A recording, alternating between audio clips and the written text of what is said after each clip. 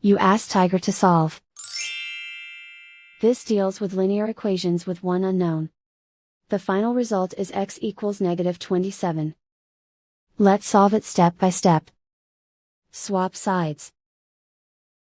Group all constants on the right side of the equation. Subtract 15 from both sides.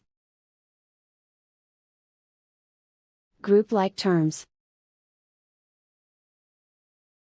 Simplify the arithmetic.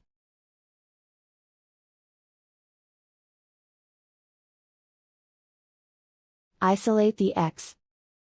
Multiply both sides by 3. Group like terms. Multiply the coefficients. Simplify the fraction. Simplify the arithmetic. And so the final result is x equals -27.